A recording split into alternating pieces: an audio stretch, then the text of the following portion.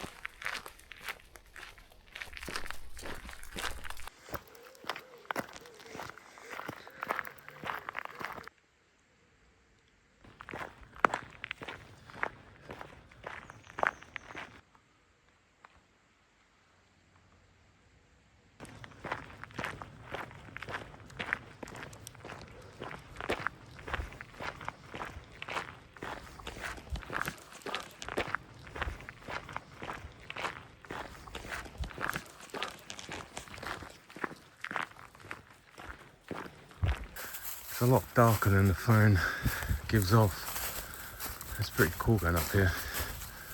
It's actually fenced off. There's a path up. And as we know, I've camped here before, so I know there's access up here. A bit out of breath. Probably should have come up earlier. But it's kind of nice actually getting up to the point where we'll be licked by the sun any second. Quite a heavy bag today. I don't know why I cut down quite a lot of gear. I think it's just because I've got a dog with me. Additional camera gear. The aliens are coming over that hill. It's like War of the Worlds where a boy goes over the top and the aliens are being fought, and then all the Humvees come over burning. Super bright. Took my sunglasses off because it's so dark down there.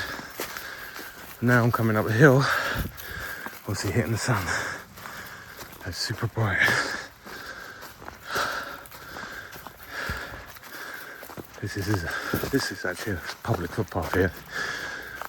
Gate in front, which we're not going through.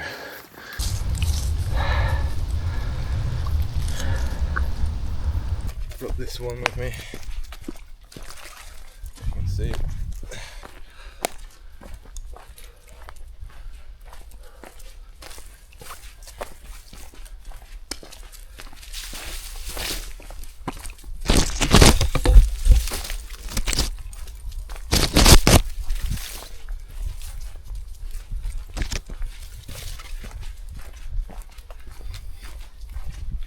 This is a well-trodden path for us now, because I've been camping here about 2 or 3 times now.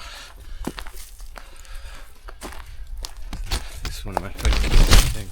It's just so secluded, and there will be probably deer around where we're going, so deer, maybe a Bambi or two, who knows, we'll see.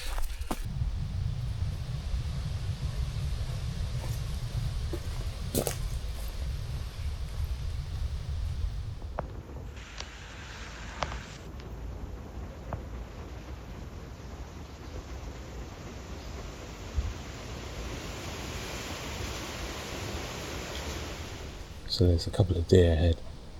Just been recording And I know there's another one I saw shadowing. It could be another one, but I know this pathway is very active for deer, just generally because of the scat that I'm seeing on the floor. It's definitely deer. So yeah, it's a pretty good location for seclusion. So when you know there's deer present, it's definitely not going to be a lot of footfall from humans. So they generally stay around where they know it's safe and comfortable and not going to be disturbed. So unfortunately right now I'm going to be disturbing them, but at this point I don't really care because it's such a beautiful spot for seclusion. So yeah, I'm going to carry on and probably disturb them a bit more. So we'll see in a second. Cookie's definitely got their scent. As soon as we got to where they were probably standing, she's going crazy sniffing the floor. So yeah, obviously there was at least 2, could be more. I'm sure we'll see in a minute, because we're pretty much heading in the direction that they want to be hold down for tonight. I'm just going to walk and film. It's interesting just because you can see what route I take, but it's also good in case anything comes. I don't think it'll be picked up very well on the Action Pro, but nonetheless I'll maybe spin forward this section so it's a bit more exciting. I've got my phone out because it's got a better zoom, funny enough, so you never know, I might pick something up in the distance. But yeah, this is such a cool light. It's like a white beam coming through the trees, and you can see myself over there. It's just licking all these trees in the same spot. Cookie definitely sees or senses something because she's gone mad, puffed up. She's puffing herself up. It's generally when dogs have got a scent of something.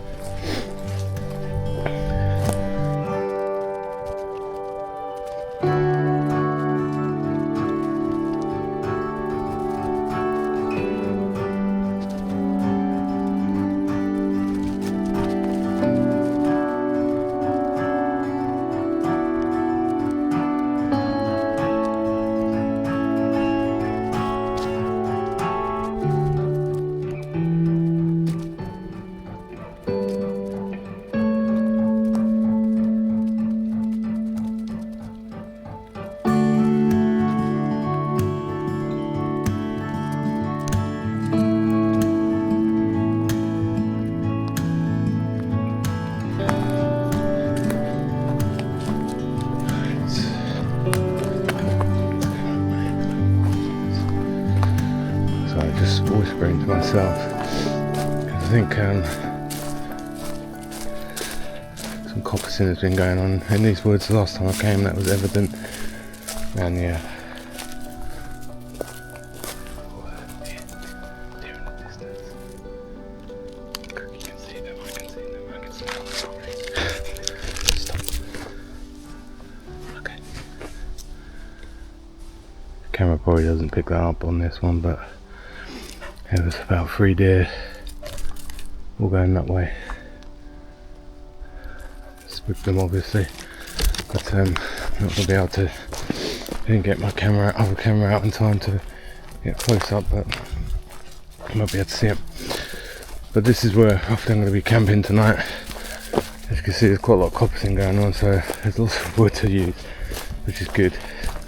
And there's lots of like burns where I tend to burn the wood it's loose, so I can use that as a fire pit, so I don't need to worry too much about, you know, forest fires, etc.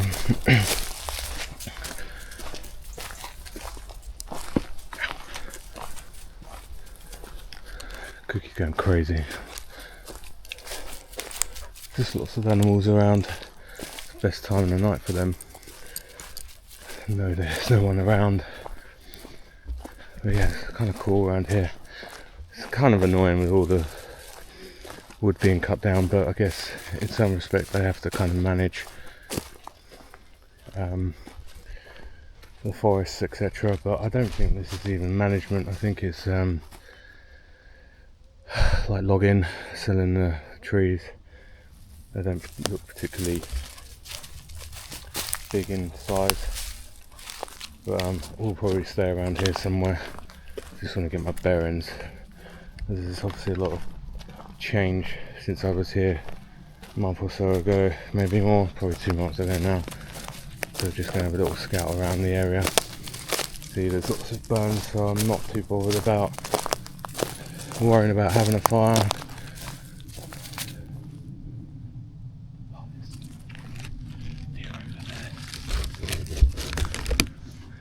Cookies on the go, absolutely bloody crazy.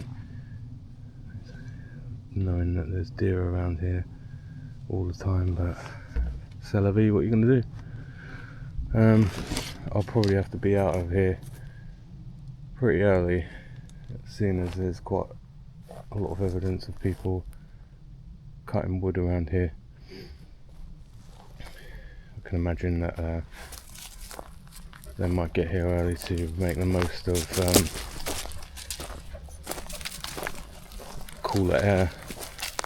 And there's a ladder, and it's random. A shame this big tree's been cut down and burnt. It's so annoying. Oh, and there's a trailer with a load of logs.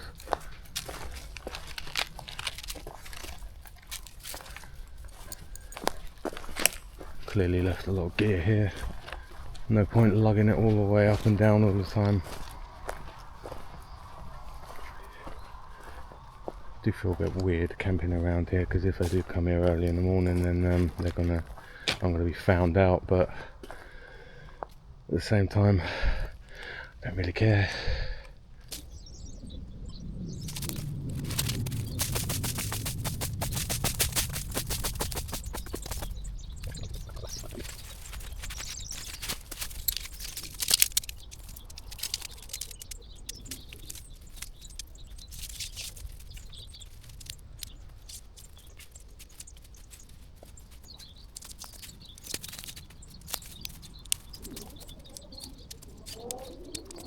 So I'm losing light pretty quickly, so I'm going to get a lot of the stuff into the tent really quickly. So I've got a sleeping bag that will swap up on its own. I dare say a lot of this trip will be me trying to retrace where I put everything, because I'm a little bit of a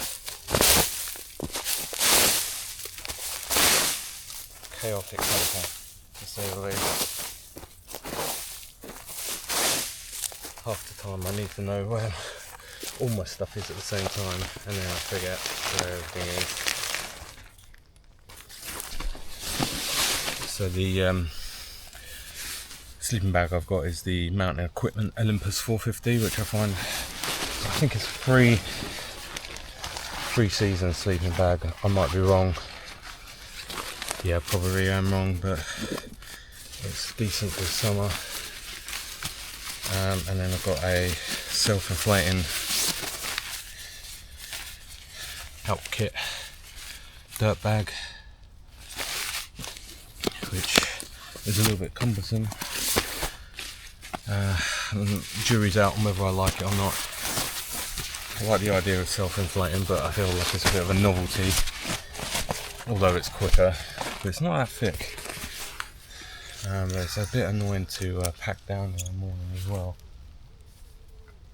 So yeah, because you have to get all the air out, and yeah, that could be a bit annoying. And I don't think the self-inflating actually inflates all of it all the way, so you end up finding yourself blowing it up again anyway when you get in. We've got a classic Trekology pillow, which I think every good camper has, because especially a lot of people I follow on YouTube is super easy to inflate.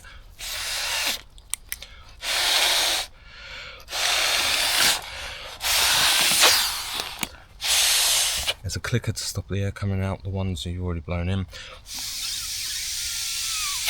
and there, it's done. And that just hooks around the back of your sleeping pad. What I've got today is some cool stuff. So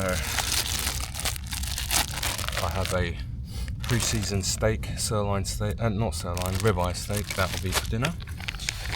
And I've got a few beers. There's Northern Monk beers, very strong. That's a hazy IPA, which is Galactic Matter. This is a Vocation Brewery Incognito Double IPA, which is 7.6. And then we've got another Northern Monk hazy IPA, 7.2. So with the tent done, all my gear spilling now, so I get puked out all my gear. Here's the tent. First things first, when you finish setting up your tent is a step 2.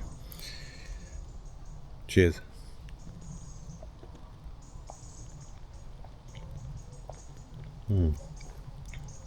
Tasty. Good stuff. Really like Northern Monk stuff. Very strong though.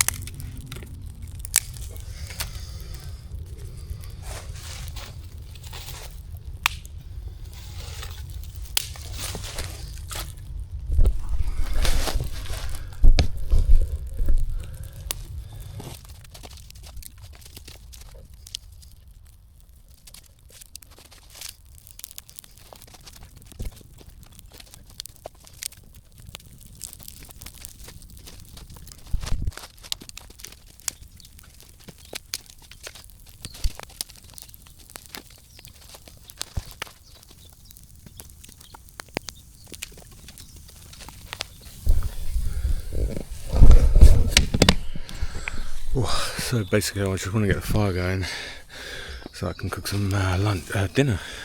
So I've got steak, some pepper and some broccoli, so I want to get this down to like a bed of coals preferably, and then it takes like a matter of minutes to cook a steak, so that's what we'll be doing.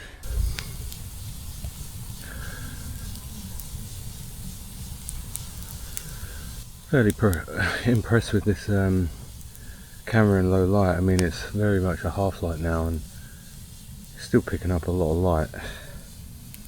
I mean, I know there's quite open air there and I've got a light source in front of me, but even behind there's still quite a lot of light.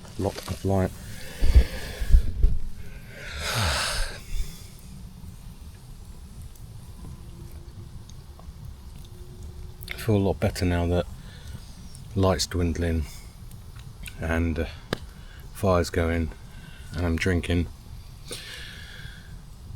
It settles the nerves a little bit. It's nice to actually have a fire and gather around it. It'd be nice to actually cook some food on it, although it might be a little while before that happens, but it's nice all the same, you know. I don't tend to speak a lot in my videos, mainly because I'm with a lot of people, you know, my mates Lawrence and Mike and Ben. I just find it hard opening up on camera, so, you know, coming out on my own is quite a big challenge and learning curve for me, so, you know, everyone struggles with a little bit of solitude from that now and then, and especially talking to a camera. I mean, you know, what do you say? Like, people get tongue-tied. I mean, I get tongue-tied all the time, so yeah, it's kind of difficult knowing what to say and what people like, you know, content wise. So, you know, I guess some of the solitude that I enjoy with, or at least with camping, it can be done on your own, but I also like doing things with other people, and, you know, primarily that is my main aim is to have fun with other people. But I know I've got Cookie with me, but it's totally different when you've got someone to talk to and share the experience. So yeah, it's quite difficult kind of opening up to a camera that doesn't talk back. So it's been hard to kind of come out and do a solo camping video. So this is exactly what I wanted to do and have been for a long time, so I'm glad I'm doing it now. I've had so much going on in my life over the last few years. If I was to tell you now, it would baffle a lot of people, how much kind of loss and pain I've gone through, and grieving, but also the best thing that's happened to me recently is recently 7.5 months ago is the birth of my first child, my son, Rafferty. And me and my wife, we're 42 and never ever wanted kids. We've been together for 10 years, and we decided to have children a year ago, and it's been a whirlwind of the last year. And if anyone had told me what it was like to have a child, I guess you can't comprehend, because you have to have children to be able to comprehend that. But if you told me 5 years ago we'd have a child, I'd just laugh at you and tell you to go away. So it's been a bit of a weird roller coaster this last year, but wouldn't change it for the world. Our son Rafi is so adorable. He's just, you look at him and he melts your heart of just how cute and loving he is, and how much he just wants to experience the world and grab everything and touch everything and put everything in his mouth. And yeah, it's just amazing, the experience that we've had in this 7 months. The first few months of having a child is chaos, going from a child that's purely dependent on you, and they still are for years and years to come, but already in the last sort of like month and a half, 2 months, Rafi's been able to do so much more, and he's so much more interactive, and you can do things and he'll laugh. Even if it's the most stupid thing, he'll laugh, and it's amazing that you can act like a kid around your child and it work, and he learns life from that, social interaction and everything. So it's just been eye-opening, and I wouldn't change it or the situation or him for the world. So he's just absolutely adorable, and we love him so much, and can't wait to spend many years with him, and teaching him everything and showing him camping and all the chores we have. It'll be amazing to do that all, and yeah, I just can't wait for it all, really.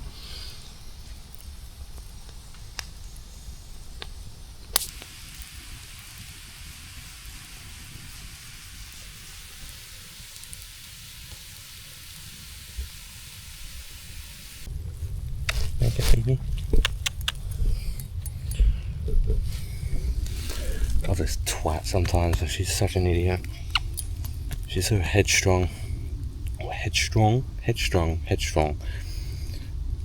It's very hard to train her. She just doesn't want to listen, and I kind of admire that in a street dog that's been in captivity for 3-4 years of her life. But she's so lovable, and she's good with Rafi, and she does drive us mad though. So she's lovable. She just loves people. She loves interaction. Second beer. So coming up to 9 o'clock and I haven't eaten yet, so I probably should get on it. Fire's getting there. I kind of wish I put some more on there now, but coals are pretty much there. Just need to give it a couple more minutes. I can tuck into this steak, I think, or at least start putting it on. So I've just put the grill on and waiting for coals to warm it up a little bit, and I'm just going to throw my steak on. I'm hungry. Shit. This is basically what happens when you're not prepared. Gloves overweighed my dip my steak straight into the fire again. It's a bit of a balancing act. It's on there now. The coals are probably not quite good as they should be, unfortunately.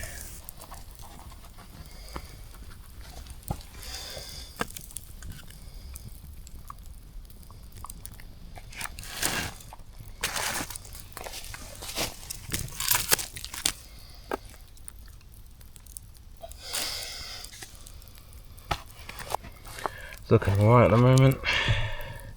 Just need maybe a couple more minutes. It's not quite sizzling as I expected, but it's cooking. And to be fair, it's probably cooked.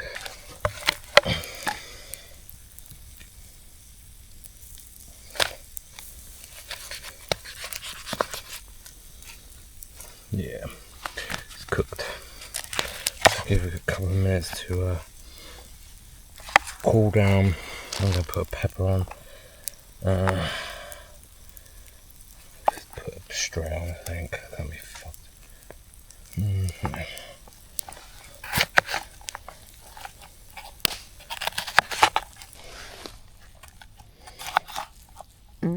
Oh, you hear that frog?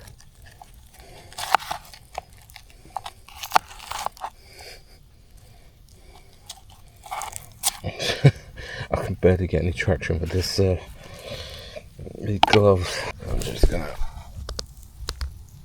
throw these slices of pepper on. This is the hardest thing I've ever had to do. Record, cut up some pepper, place it on fire to cook. So kudos to all those YouTubers already in existence who can do this every day. Christ, not even sure if you can see me at the moment. Obviously sitting next to the fire with a head torch on because it's quite dark. It's dark now. I'm going to start tucking into the steak because it's just going to get cold otherwise.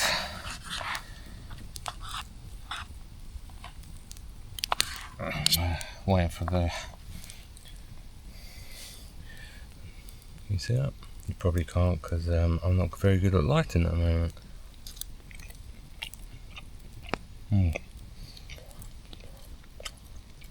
Despite the fact that it's slow cooked,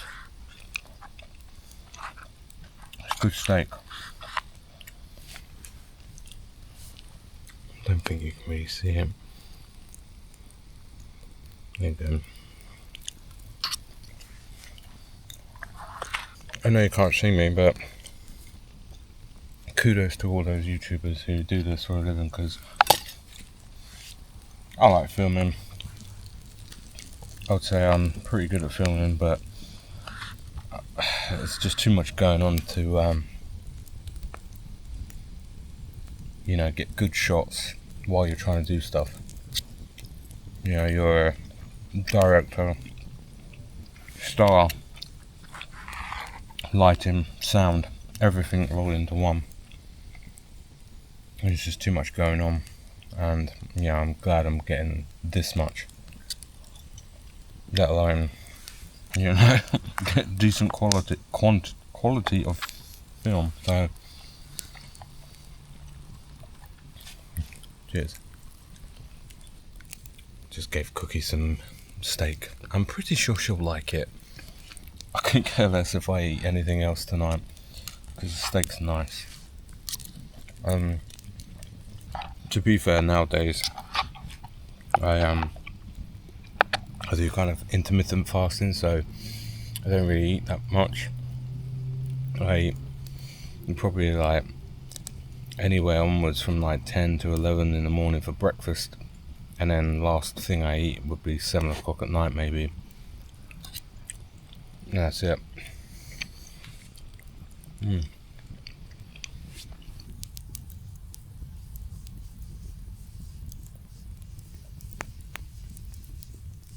So I've got some pepper and it's a little bit dirty. It's raw, basically. It's warm but raw. I didn't do a very good job. I don't care at this point. It's nice though. Here's me giving Cookie some steak. Needless to say, she likes it. It's like a three-course meal. I had steak, and then pepper, and now I've got some tender stem broccoli.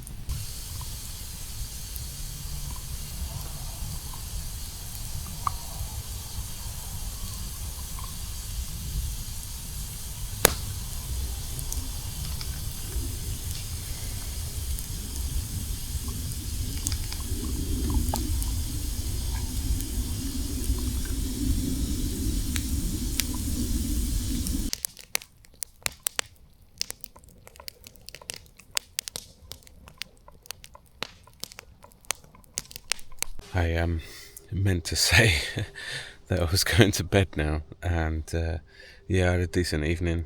Cookie was good company. Had a nice steak, a few beers, nice fire, and tired now. It's 11:15, and I'm in the tent. I'm in my sleeping bag. I've changed. And I'm ready for bed. So unless anything amazing happens at night or not so good, I'll catch you in the morning. So say good night, Cookie. Say good night, Cookie. Good night. Night. See you in the morning.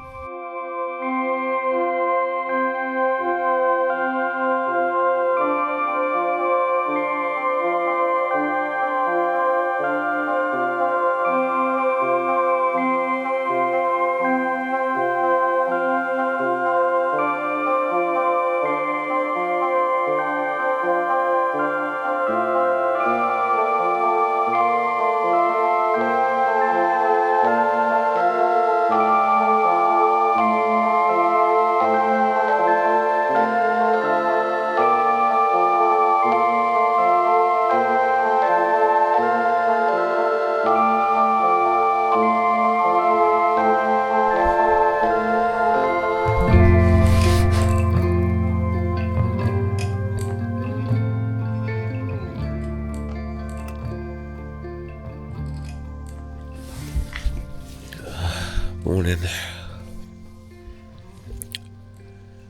I slept okay. I woke up at like 2:15 or something. Maybe 2:30. And I was just really hot. So I opened the side vents of the tent and then almost like stripped off, took the top off and undid the sleep bag. A few noises in the night, but nothing major. It's a bird or owl. Just kept chirping. That was a little bit annoying, but I managed to get back off to sleep, which was good. Time is 5:45. I need to get out of here pretty sharpish, just in case those work guys come back. Always plan to wake up at 6 anyway. Yeah, start getting up.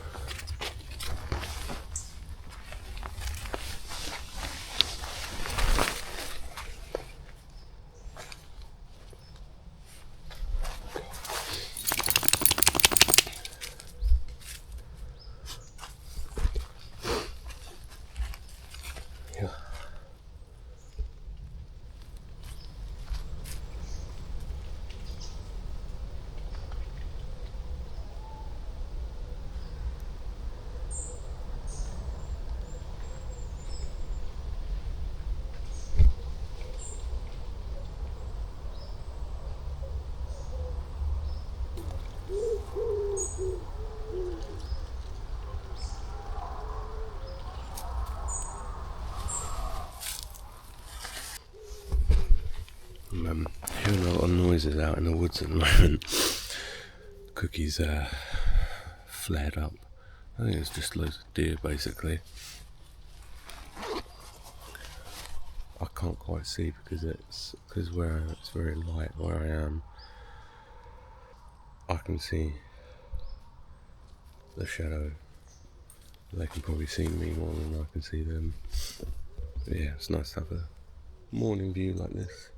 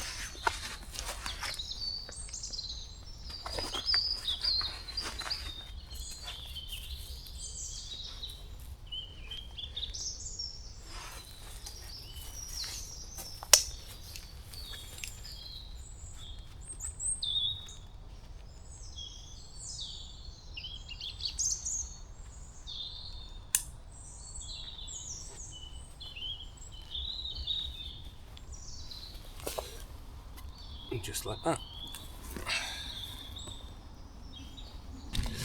So, just like that, tent squared away, backpack on.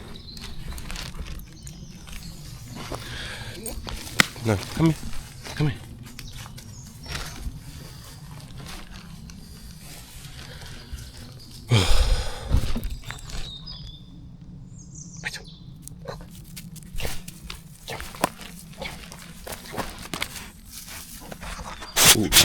Ooh.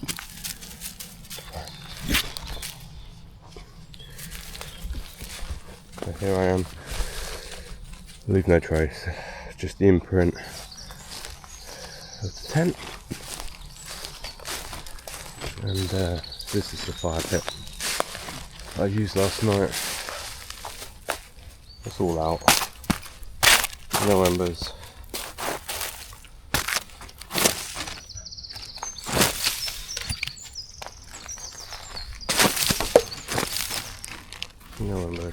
There's loads of other fire pits around here because of the coppice.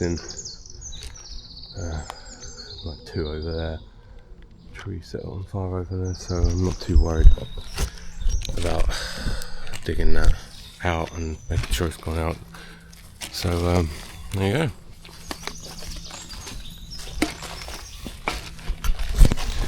Here I go.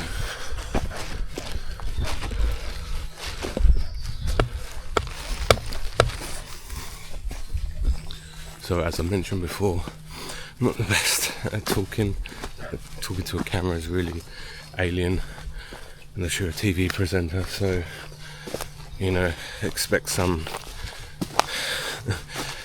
lags in time and tripping over words. But yeah, I've had a nice evening and I'm out of here at 6:30. Sun is licking me over the shoulder, just rising. Yeah, so an update. I changed my name recently, and I think I want to reflect that in my YouTube and Instagram, etc. So it was Great Scott Bushcraft, but I think I'd rather use my partial name for it, so it's going to be something like Green Bushcraft or Green Adventures. So if you like my content, please consider liking, subscribing, which I'm sure I might put down here at the bottom of the page, and also consider that bell notification to see when I next upload videos. I've got about 3 or 4 already in the works, as in editing, so there's plenty more material to come. So I'll catch you on the flip side unless something magic happens on the way out. So bye for now.